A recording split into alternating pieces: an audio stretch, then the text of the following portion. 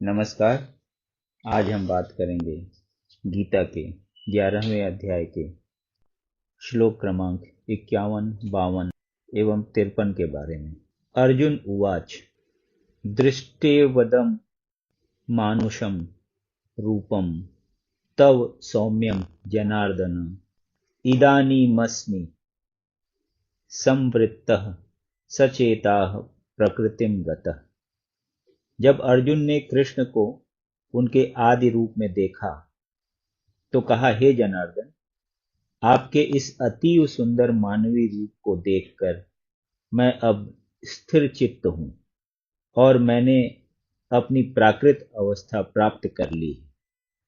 तात्पर्य: यहां पर प्रयुक्त मानुषम रूपम शब्द स्पष्ट सूचित करते हैं कि भगवान मूलतः दो भुजाओं वाले हैं।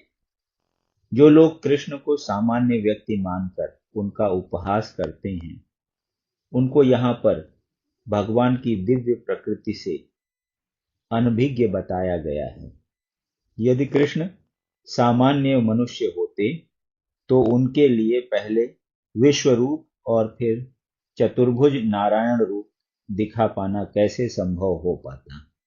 अतः भगवत गीता में यह स्पष्ट उल्लेख है कि जो कृष्ण को सामान्य व्यक्ति मानता है और पाठक को यह कहकर भ्रांत करता है कि कृष्ण के भीतर का निर्विशेष ब्रह्म बोल रहा है, वह सबसे बड़ा अन्याय करता है।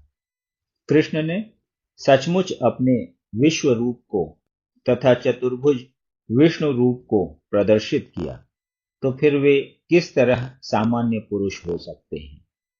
शुद्ध भक्त कभी भी ऐसी गुमराह करने वाली टीकाओं से विचलित नहीं होता, क्योंकि वह वास्तविकता से अवगत रहता है। भगवत गीता के मूल श्लोक सूर्य की भांति स्पष्ट हैं। मूर्ख टीकाकारों को उन पर प्रकाश डालने की कोई आवश्यकता नहीं है। श्री भगवान उवाच सुदुर्दर्शमिदं रूपं दृष्टवानसि यन्मम देवा अप्यस्य रूपस्य नित्यं दर्शन कांक्षिणः। श्री भगवान ने कहा, हे अर्जुन, तुम मेरे जिस रूप को इस समय देख रहे हो उसे देख पाना अत्यंत दुष्कर है। यहां तक कि देवता भी इस अत्यंत प्रिय रूप को देखने की ताक में रहते हैं। तात्पर्य: इस अध्याय के 48वें श्लोक में भगवान कृष्ण ने अपना विश्व रूप दिखाना बंद किया और अर्जुन को बताया कि अनेक तप, यज्ञ आदि करने पर भी इस रूप को देख पाना असंभव है। अब सुदुर्दर्शम शब्द का प्रयोग किया जा रहा है, जो सूचित करता है कि कृष्ण का द्विभुज रूप और अधिक गुह्य है।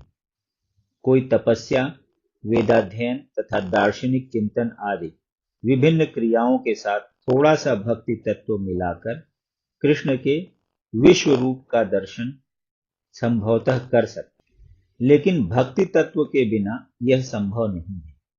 इसका वर्णन पहले ही किया जा चुका है। फिर भी विश्व रूप से आगे कृष्ण का द्विभुज रूप है, जिसे ब्रह्मा तथा शिव जैसे बड़े बड़े देवताओं द्वारा भी देख पाना और भी कठिन है। वे उनका दर्शन करना चाहते हैं और श्रीमद् भागवत में प्रमाण है कि जब भगवान अपनी माता देवकी के गर्भ में थे तो स्वर्ग के सारे देवता कृष्ण के चमत्कार को देखने के लिए आए और उन्होंने उत्तम स्तुतियां की। यद्यपि उस समय वे दृष्टिगोचर नहीं थे, वे उनके दर्शन की प्रतीक्षा करते रहे। मूर्ख व्यक्ति उन्हें सामान्य जन समझकर भले ही उनका उपहास कर ले और उनका सम्मान न करके उनके भीतर स्थित किसी निराकार कुछ का सम्मान करे, किंतु यह सब मूर्खतापूर्ण व्यवहार है। कृष्ण के द्विभुज रूप का दर्शन तो ब्रह्मा तथा शिव जैसे देवता तक करना चाहते हैं। भगवत गीता 9.11 में इसकी पुष्टि हुई है। अवजानन्ति माम मूढ़ा मानुषीम तनुमाश्रितम। जो लोग उनका उपहास करते हैं वे उन्हें दृश्य नहीं होते। जैसा कि ब्रह्म संहिता में तथा स्वयं कृष्ण द्वारा भगवत गीता में पुष्टि हुई है। कृष्ण का शरीर सच्चिदानंद स्वरूप, उनका शरीर कभी भी भौतिक शरीर जैसा नहीं होता। किंतु जो लोग भगवत गीता या इसी प्रकार के वैदिक शास्त्रों को पढ़कर कृष्ण का अध्ययन करते हैं, उनके लिए कृष्ण समस्या बने रहते हैं। जो भौतिक विधि का प्रयोग करता है उसके लिए कृष्ण एक महान ऐतिहासिक पुरुष तथा अत्यंत विद्वान चिंतक हैं। यद्यपि वे सामान्य व्यक्ति हैं और इतने शक्तिमान होते हुए भी उन्हें भौतिक शरीर धारण करना पड़ा। अंततोगत्वा वे परम सत्य को निर्विशेष मानते हैं। अतः वे सोचते हैं कि भगवान ने अपने निराकार रूप से ही साकार रूप धारण किया। परमेश्वर के विषय में ऐसा अनुमान नितांत भौतिकतावादी है। दूसरा अनुमान भी काल्पनिक है। जो लोग ज्ञान की खोज में हैं वे भी कृष्ण का चिंतन करते हैं और उन्हें उनके विश्व रूप से कम महत्वपूर्ण मानते हैं। इस प्रकार कुछ लोग सोचते हैं कि अर्जुन के समक्ष कृष्ण का जो रूप प्रकट हुआ था वह उनके साकार रूप से अधिक महत्वपूर्ण है। उनके अनुसार कृष्ण का साकार रूप काल्पनिक है। उनका विश्वास है कि परम सत्य व्यक्ति नहीं है। किंतु भगवत गीता के 4th अध्याय में दिव्य विधि का वर्णन है और वह कृष्ण के विषय में प्रामाणिक व्यक्तियों से श्रवण करने की है। यही वास्तविक वैदिक विधि है और जो लोग सचमुच वैदिक परंपरा में हैं वे किसी अधिकारी से ही कृष्ण के विषय में श्रवण करते हैं और बारंबार श्रवण करने से कृष्ण उनके प्रिय हो जाते हैं। जैसा कि हम कई बार बता चुके हैं कि कृष्ण अपनी योग माया शक्ति से आच्छादित हैं। उन्हें हर कोई नहीं देख सकता, वही उन्हें देख पाता है जिसके समक्ष वे प्रकट होते हैं। इसकी पुष्टि वेदों में हुई है। किंतु जो शरणागत हो चुका है वह परम सत्य को सचमुच समझ सकता है। निरंतर कृष्ण भावनामृत से तथा कृष्ण की भक्ति से आध्यात्मिक आंखें खुल जाती हैं और वह कृष्ण को प्रकट रूप में देख सकता है। ऐसा प्राकट्य देवताओं तक के लिए दुर्लभ है। अतः वे भी उन्हें नहीं समझ पाते और उनके द्विभुज रूप के दर्शन की ताक में रहते हैं। निष्कर्ष यह निकला कि यदि कृष्ण के विश्व रूप का दर्शन कर पाना अत्यंत दुर्लभ है और हर कोई ऐसा नहीं कर सकता, किंतु उनके श्याम सुंदर रूप को समझ पाना तो और भी कठिन।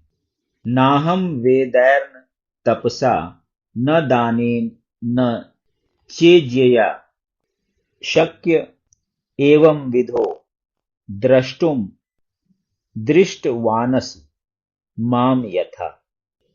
तुम अपने दिव्य नेत्रों से जिस रूप का दर्शन कर रहे हो उसे न तो वेदाध्ययन से, न कठिन तपस्या से, न दान से, न पूजा से ही जाना जा सकता है। कोई इन साधनों के द्वारा मुझे मेरे रूप में नहीं देख सकता। तात्पर्य, कृष्ण पहले अपनी माता देवकी तथा पिता वासुदेव के समक्ष चतुर्भुज रूप में प्रकट हुए थे और तब उन्होंने अपना द्विभुज रूप धारण किया था। जो लोग नास्तिक हैं या भक्ति विहीन हैं उनके लिए इस रहस्य को समझ पाना अत्यंत कठिन है।